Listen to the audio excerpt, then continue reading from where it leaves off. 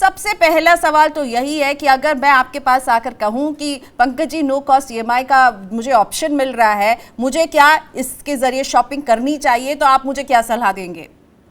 सबसे पहले ये इंपॉर्टेंट है कि आपको जरूरत कितनी है उस शॉपिंग की, क्योंकि कई बार ऐसा होता है कि एक साथ लमसम में शायद लेना पॉसिबल ना हो, लेकिन जैसे ही ऑफर मिलता है कि आप ईएमआई पे कर सकते हैं, तो ना चाहते हुए भी या जरूरत ना होने पर भी सामान खरीद लिया जाता है। और यही मकसद होता है बेसिकली बड़े ब्रांड्स का, कि वो अपनी सेल बढ़ाने के लिए इस तरह के ऑफर लेकर आते हैं, जहां पर ग्राहक इस तरह की सुविधा का लाभ उठाते हुए अधिक से अधिक सामान ले सके। जैसा आपने जिक्र किया था अभी ऑनलाइन शॉपिंग का, तो अगर आप देखें तो अमेजोन की वेबसाइट पर आप पाएंगे कि ये जो ऑफर है ये सिलेक्टेड आइटम्स पर होता है।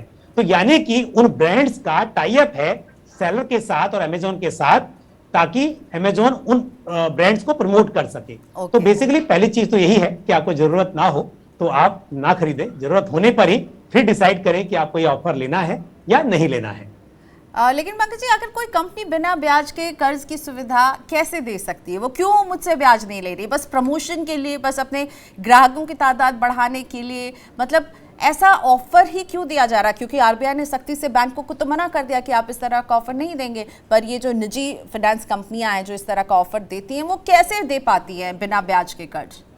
बिल्कुल, देखिए ऑफर सिर्फ एनबीएफसी नहीं बल्कि सभी बैंक्स, आप इधर देखेंगे यदि हम ऑनलाइन शॉपिंग की बात करें तो वहां पर आपको सभी आईसीआईसीआई बैंक से लेकर या एचडीएफसी बैंक, एसबीआई, सभी के ऑफर मिलेंगे। और साथ ही आपको बजाज फिनसर्व का भी ऑप्शन मिलता है जो कि एक एनबीएफसी है। तो ऑप्शन तो सभी के हैं। यहां पर आपको एक बात समझनी होगी कि ये दो तरह से काम करता है। एक तो जब हम ऑफलाइन की बात करते हैं, छोटे स्टोर्स की बात करते हैं, वहां पर यह होता है कि प्रोसेसिंग फीस आपसे चार्ज की जाती है और वो अपफ्रंट चार्ज की जाती है कई बार, और फिर उस अमाउंट को डिवाइड किया जाता है। तो वहां पर ये थोड़ा अलग काम करता है, जो कि आपकी जेब पर बहुत भारी पड़ता है, यानी कि आपसे जो इंटरेस्ट है वो प्रोसेसिंग फीस के रूप में ले लिया जाता है। लेकिन यदि हम बात करें बड़े ब्रांड्स की या ऑनलाइन शॉपिंग, जैसे हम अमेजोन या फ्लिपकार्ट की बात कर रहे हैं, तो यहां पर बेसिकली ये एक मार्केटिंग का तरीका है। इसे हम सबवेंशन बोलते हैं। सबवेंशन में यह है कि जो आपका इंटरेस्ट है, क्योंकि ऑफर बैंक द्वारा दिया जा रहा है, आप इसे मतलब जीरो कॉस्ट ईएमआई बोलते हैं, लेकिन नो इंटरेस्ट नहीं बोल रहे हैं, यानी कि इंटरेस्ट यहां पर लगता है। लेकिन जो इंटरेस्ट लगता है वो आपसे ना लेकर वो ब्रांड उसको बेयर करता है। यानी ऐसे समझ लीजिए कि आपने एक लैपटॉप लिया और उस लैपटॉप की कीमत मान लीजिए 50,000 रुपए है, और उसके ऊपर 6 महीने की यदि ईएमआई उसकी बनानी है, तो उस पर बैंक का जो इंटरेस्ट है, आपने डेबिट कार्ड पे भी ऑफर होता है, क्रेडिट कार्ड पर भी होता है, और अलग से जैसे कि मैंने कहा कि बजाज फिनसर्व इसमें काफी बड़ा रोल प्ले करता है, वो काफी आगे हैं इस बिजनेस में, तो वो भी आपको ऑफर देते हैं। तो यहां पर जो इंटरेस्ट होता है वो इंटरेस्ट आपको अपफ्रंट पे कर दिया जाता है। तो जब आप ये आइटम बाय करेंगे तो आपके अकाउंट में अगर वो 600-700 रुपए जो भी इंटरेस्ट बना वो आपके अकाउंट में तभी आ जाएगा, और फिर आपसे महीने में जो ईएमआई आप पे करेंगे उसमें इंटरेस्ट अमाउंट जुड़ा होगा। तो यानी कि बैंक या एनबीएफसी आपसे इंटरेस्ट ले रहा है, लेकिन उसके बदले में उतना अमाउंट एडवांस में आपको पे कर दिया जा रहा है। तो जो एडवांस में पे कर दिया जाता है आपका अमाउंट, ये आपके इंटरेस्ट को यानी एक तरह से सेट ऑफ कर देता है। उसका थोड़ा एक्सपेंसेस अलग है, मैं बात बताऊंगा, लेकिन ये बात समझना यहाँ पे जरूरी है कि ये सबवेंशन है।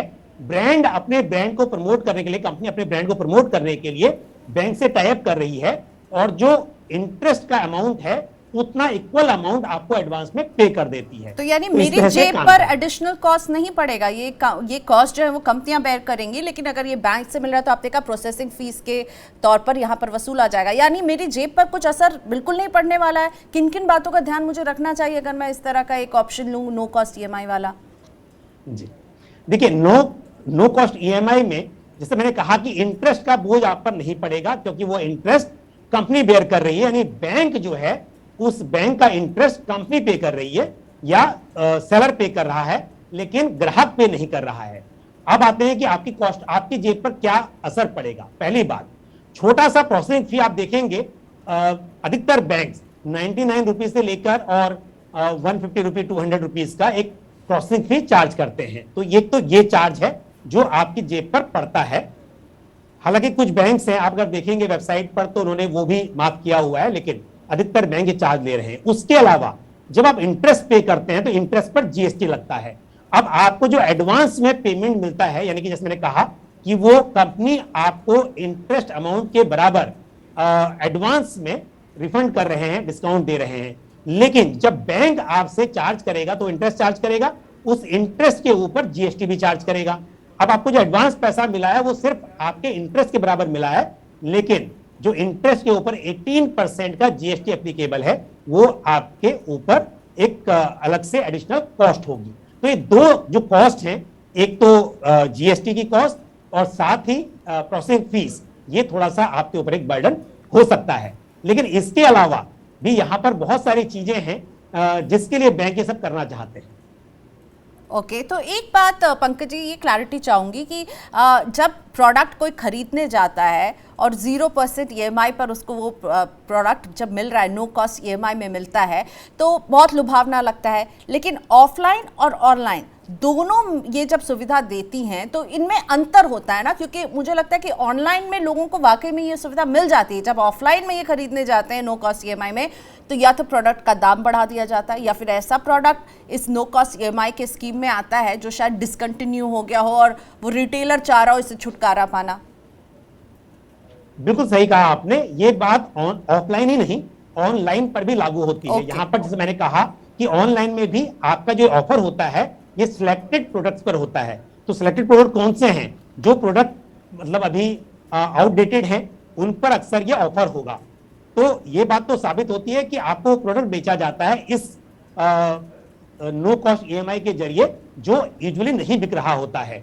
दूसरी बात, ऑफलाइन में ये बात भी आपको देखनी होगी कि वहां पर अक्सर कई बार जो दुकानदार है वो आपको डिस्काउंट ऑफर कर सकता है यदि आप वहां पर एक साथ पेमेंट करें। लेकिन जैसे ही आप इस सुविधा का लाभ उठाते हैं, आप नो कॉस्ट EMI में जाते हैं, तो वो जो डिस्काउंट है वो आपके हाथ से चला जाता है। तो यदि किसी प्रोडक्ट पर 10-20% का डिस्काउंट मिल रहा हो और वो आपको अब ना मिले तो वो अपने आप में आपके लिए एक बड़ी कॉस्ट हो जाती है। तो ये बात आपको जरूर देखनी चाहिए। और साथ ही जब आप ऑनलाइन भी बाय करते हैं तो आप प्राइस को कंपेयर करें।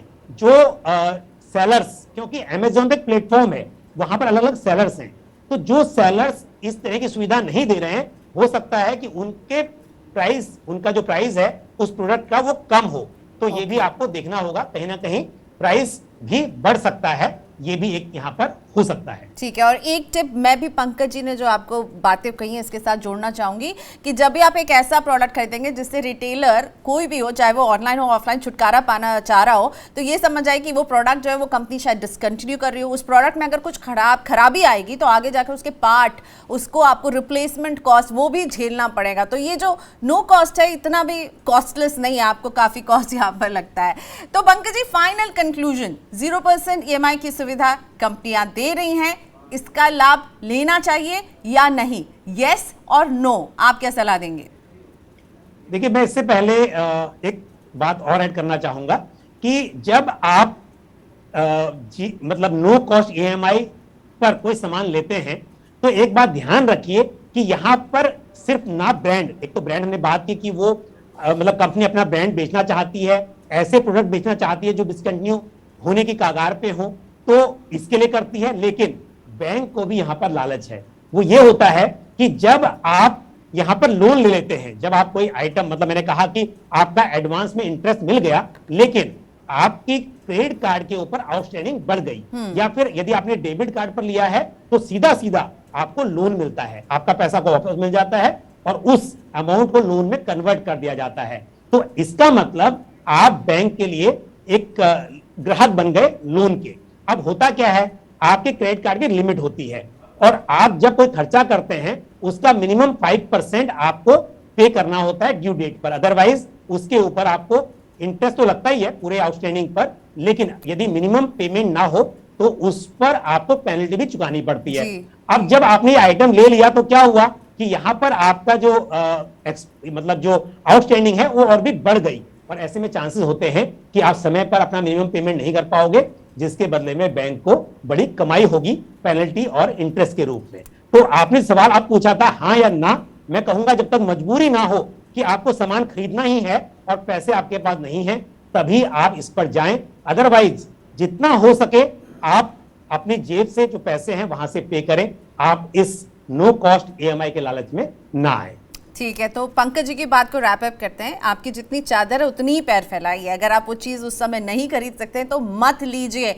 तो कंपनियां जो इस तरह के ऑफर्स आपको देती हैं वो चाहती हैं कि आप उनके ग्राहक बने, वो बताएं कि हमारे इतने ग्राहक हैं, वो कुछ अपने प्रोडक्ट्स जो हैं वो आगे बढ़ाएं जो डिसकंटिन्यू करना चाहती हैं या जो नहीं बिक रहे हैं मान लीजिए। और बैंक चाहता है कि आप लोन इस तरह के लेकर के उनके एक परमानेंट ग्राहक बन जाए। यानी सबकी नजर है कि आप कैसे अपनी जेब से पैसे निकालें, लेकिन आप जब पैसे निकालें तो सोच समझ कर निकालें कि भाई इस प्रोडक्ट की मुझे ज़रूरत है, ये खरीद क्या मुझे अभी करना इतना अर्जेंट है कि मैं इस तरह के नो कॉस्ट ईएमआई के चक्कर में आकर के हमेशा के लिए कर्जदार बनकर रहूं। तो इसका ख्याल रखिए।